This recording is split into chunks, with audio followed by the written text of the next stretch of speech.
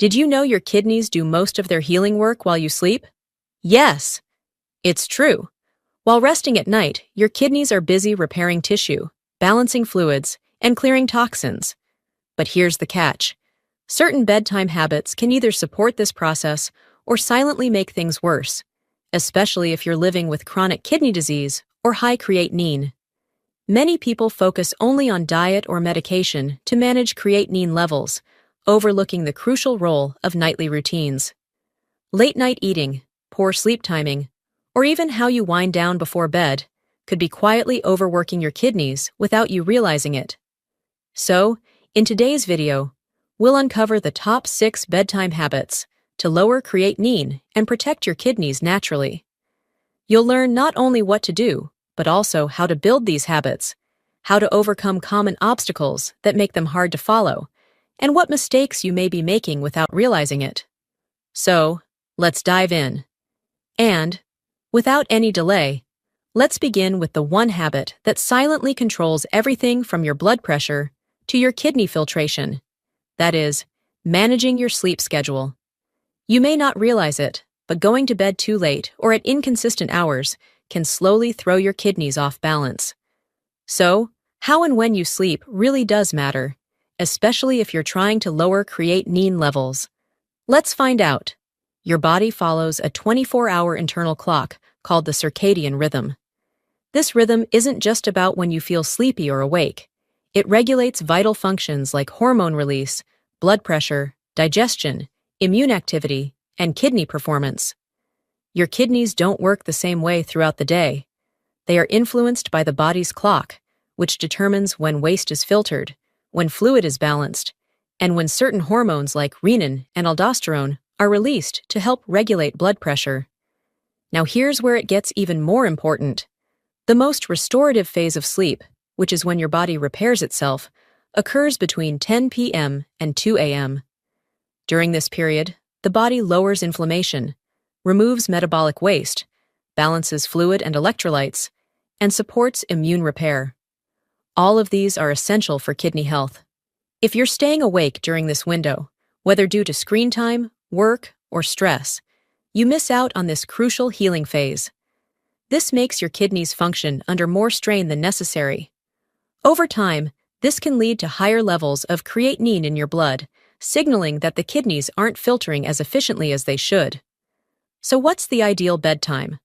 While there's no exact time that applies to everyone, most health professionals recommend falling asleep between 10 p.m. and 10:30 p.m. Going to bed around this time helps synchronize your internal clock, stabilizes hormone release, and gives you access to the deep sleep phase your body needs. But does that mean you must sleep at exactly 10:30 p.m. every night? Not quite. There's room for flexibility, but the most critical factor is consistency. Whether you sleep at 10 p.m. or 10:45 p.m., what matters most is sticking to that schedule every night, including weekends. If your bedtime keeps shifting, especially by more than an hour, your internal clock becomes confused. This leads to disrupted sleep, irregular hormone release, and ultimately, a negative impact on kidney function. Equally important is your wake-up time. If you go to bed at 10:30 p.m., but sleep until 6 a.m. on weekdays and 9 a.m. on weekends, your body receives mixed signals. This kind of irregularity weakens your sleep quality and limits the kidney's ability to follow their natural filtration rhythm. Research shows that even mild irregularities in wake time can lead to higher levels of blood sugar, blood pressure instability, and a higher risk of chronic diseases that affect the kidneys. And of course, several common barriers can make it hard for you to follow a consistent sleep schedule. The most common ones are screen exposure at night, from phones, tablets, or TVs, emotional stress, work shifts, or caregiving responsibilities. But what can you do to overcome these challenges? Start by shutting off screens at least 1 hour before bedtime.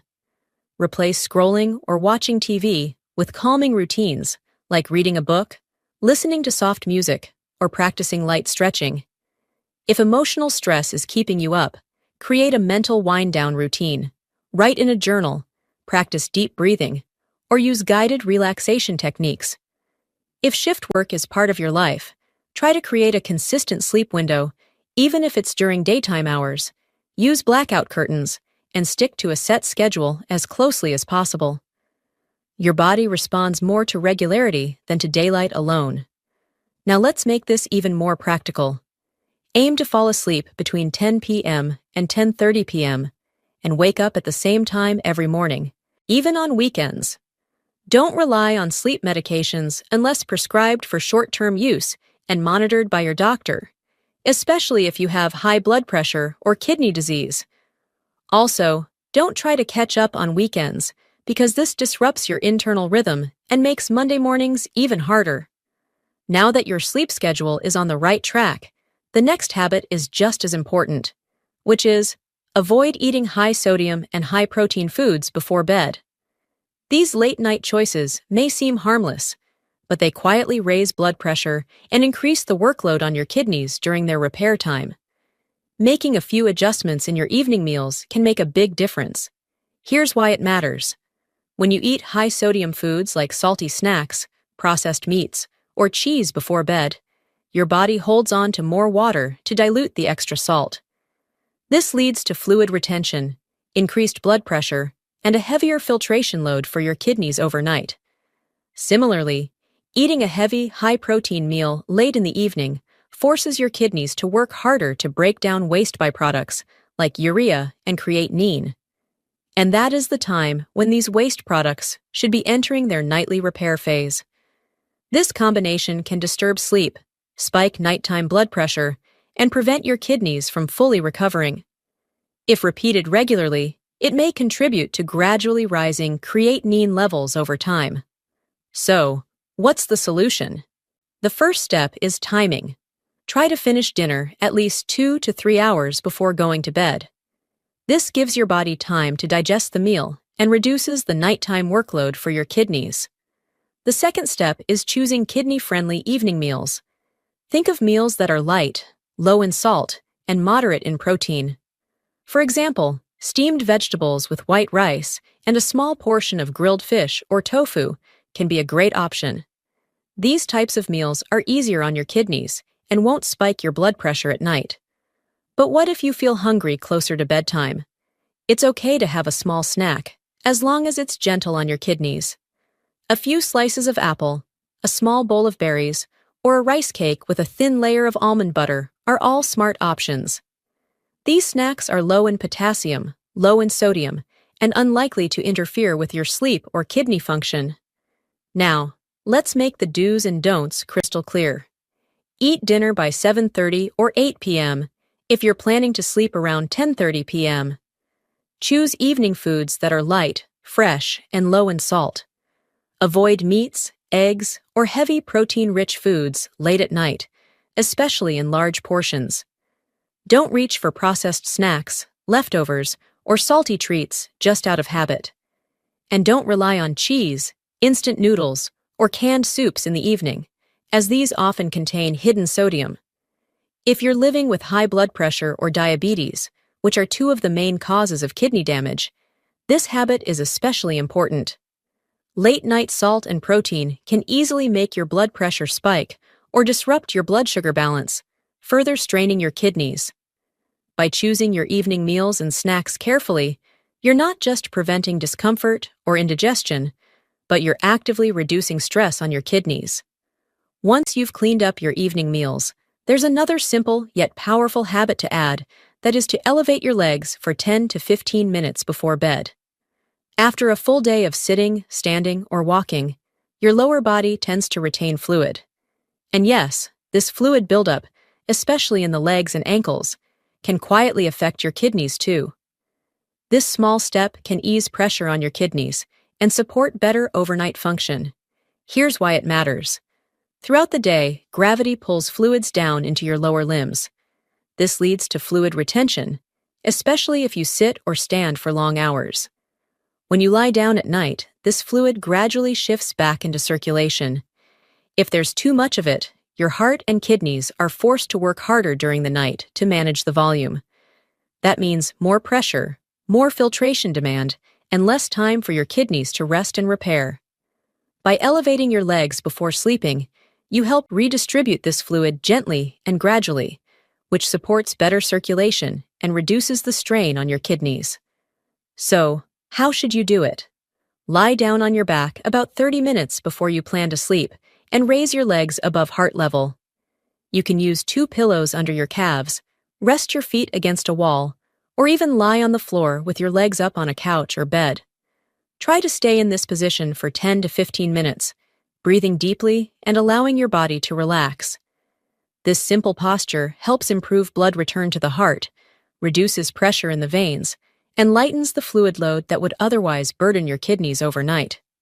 Now, let's talk about a common mistake. Many people think they only need to do this if they see swelling in their feet or ankles. But visible swelling is just the tip of the iceberg. Even without it, mild fluid retention can still be present, and it can still affect kidney function, especially if you already have high blood pressure or early-stage kidney disease. That's why preventative action matters. Don't wait for symptoms. Make this a part of your nightly routine to keep circulation healthy and give your kidneys the support they need. And of course, there are a few things to consider. If you have heart failure or circulation problems, especially if you're under treatment for fluid buildup, check with your doctor first. In some cases, shifting fluid too quickly may not be safe. But for most people, including those with mild hypertension, diabetes, or obesity, this simple practice is not only safe, it's deeply beneficial. Let's sum it up. Elevate your legs for 10 to 15 minutes each night, preferably right before you start your wind-down routine. Keep your legs above the level of your heart, using a wall or pillows.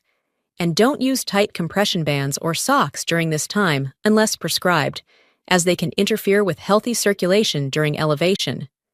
By giving your legs a break, you're also giving your kidneys a much-needed break. Now, after a long day, it's tempting to head straight to the couch or bed once dinner is over. But if you want to give your kidneys the right support before sleep, taking a short walk or some gentle stretching can make a big difference. It's a simple evening habit that improves digestion, helps control blood sugar, boosts circulation, and supports healthy kidney function. Let's break down why this works. After eating, your body needs to process nutrients and manage blood sugar. A slow, relaxed 10-minute walk or light stretching routine helps move blood more efficiently through your digestive system and muscles. This not only prevents bloating and indigestion, but also promotes better glucose control. This is especially important for those with diabetes, one of the main causes of high creatinine. Good circulation from gentle movement also helps your kidneys receive a steady supply of oxygen-rich blood, making it easier for them to filter waste without stress. So, what exactly should you do? About 15 to 30 minutes after dinner, put on comfortable shoes and take a leisurely 10-minute walk. You can do it either indoors, around your home, or outside if it's safe and well lit. The pace should be light enough to carry on a conversation without feeling out of breath. If walking isn't possible, you can also try gentle stretching, focusing on slow movements that relax the hips, legs, and lower back. Basic seated stretches, yoga poses like cat-cow or forward bends, or even lying down and lifting each leg gently can all help. The goal is to get your blood moving, but not to sweat or raise your heart rate too much. However, there are some common mistakes to avoid. One is doing intense exercise close to bedtime, high-impact workouts, or anything that elevates your heart rate too much late in the evening can interfere with your body's ability to relax and fall asleep. It stimulates adrenaline and delays melatonin release, which are the two things that work against kidney repair during sleep. Another mistake is waiting too long after dinner to move. The benefits are strongest when walking or stretching begins 15 to 30 minutes after a meal, not hours later.